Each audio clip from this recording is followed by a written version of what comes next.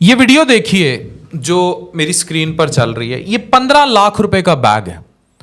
15 लाख रुपए का बैग जो एक मारूफ यूट्यूबर ने अपनी अहलिया को दे दिया। यही वो हैं जिन्होंने पहले अपनी करोड़ों रुपए की गाड़ी ली थी और उसको फिर बाद में सेल किया था, और वो पूरा प्रोसेस पूरी कौम ने देखा था। कौम से खिताब था उनका टेक्निकली, फिर उस पर बहसों मुबासे भी होते रहे। उस पर सुनील मंज से सवाल किया जाता रहा कि आपने गाड़ी क्यों वापस उससे नहीं ली। फिर उसने आगे बेच दी एक और टिकटॉकर को।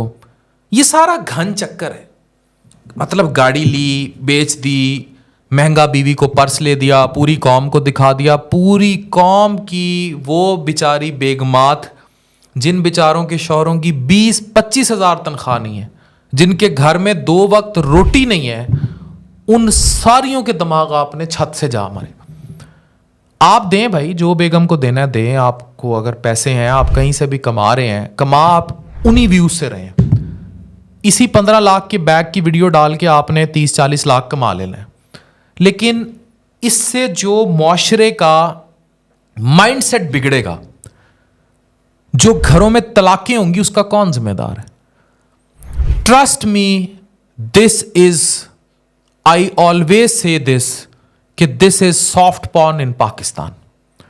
ये जितनी बुरी तरह हमारी नेशन के माइंडसेट को तबाह कर रहा है और कोई चीज नहीं कर रही। अब व्यूज वीलॉगिंग को पढ़ते हैं। एक खातून है, उसकी अब ये टिपिकल इनका ट्रेंड है टिकटॉकर्स का। एक टिकटॉकर है, ये इवेंट्स वगैरह पे मिलते हैं, वो दूसरी टिकटॉकर के साथ अफेयर चलाते हैं, ब्रेकअप्स हो जाते हैं, या फिर शादी। अगर शादी होती है वो फिर पूरा एक तमाशबीनी चलेगी। कब अंगूठी दी, कब इंगेजमेंट हुई, शादी के फंक्शंस, फिर शादी का वीलॉग, सुहागरात के बाद ऊपर गीले बालों का वीलॉग, उसके बाद हनीमून्स, और उसके बाद गिफ्ट्स क्या दिए, उसके बाद एक सिलसिले, फिर ज़िंदगी कैसे, फिर पहली दफ़ा हांडी रोटी कब की चीज़ें, फिर प्रेगनेंसी, अल्ट्रासाउंड तक की पिक्चर्स और बाकी सारे मामलात। इससे पूरी कौम का एक माइंडसेट है जो तबाह भी हो रहा है, डिस्टर्ब भी हो रहा है, बर्बाद भी हो रहा है। मैं ट्रस्ट मी इस पूरे माइंडसेट पर फिर सवाल उठाता हूं।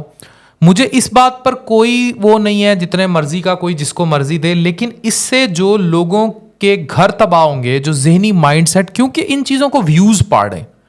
अगर इस चीज़ को व्यू ना पढ़ रहे हो, कोई देख ना रहा हो। अब एक तरफ इलेक्शंस के मामले थे, दूसरी तरफ हक खतीब और इकरारुल हसन का मामला था, व्यूज़ पढ़ रहे थे। टेक्निकली व्यूज़ पढ़ते हैं, आप लोग ये देख रहे हैं। अब आप लोग देख रहे हैं, आपकी बेगमात देख रही हैं, आपकी बेटियां देख रही हैं, आपकी बहनें देख रही हैं, वो उन सब की एक्सपेक्टेशंस बहुत बढ़ जाएंगी। 15 लाख का बैग मेरा नहीं ख्याल पाकिस्तान में कोई भी एक मिडिल क्लास अपनी बेगम को गिफ्ट कर सकता है, अनलेस अनटिल उसको कहीं से और से इस तरह की। अब उसने टेक्निकल हिच में गिफ्ट किया क्योंकि उससे व्यूज आएंगे, बेगम दिखाई है, पर्स दिखाया, व्यूज आएंगे, उन व्यूज से 40 लाख रुपया यूट्यूब से आ जाएगा। लेकिन उस गरीब घर का क्या, जहां शौहर पूरी रात जागता है, फ्रीलांसिंग करता है, सेहत तबाह की हुई है, आंखें तबाह की हुई है, मिग्रेन का शिकार है, डिप्रेशन का शिकार है, और 20,000 रुपया भी नहीं कमा रहा। वो ओवरसीज जो सारा दिन गाड़ी चला चला पागल हुआ है, रात एक छोटे से कमरे में सोता है और घर 25-30 हज़ार रुपया भेजता है, 70-80 हज़ार टोटल कमाता है, उस बेचारे का क्या? उनकी एक्सपेक्टेशंस का क्या? और ये पूरा माइंड सेट, फिर शादी कल्चर, फिर वो बेटी जब बड़ी होगी, जो इकरा कवल को देखते हैं बड़ी होगी, या वो जो लोग ये शादियाँ, ये चीज़ें देख के बड़ी होंगी, मुझे बताएं वो बाप से अपनी शादी पे क्या एक्सपेक्ट करेगी? वो किस किस्म के तोहफे एक्सपेक्ट करेगी? उसका माइंडसेट क्या होगा? टेक्निकली ये सारी माइंडसेट गेम सब तबाह करती चली जाएगी।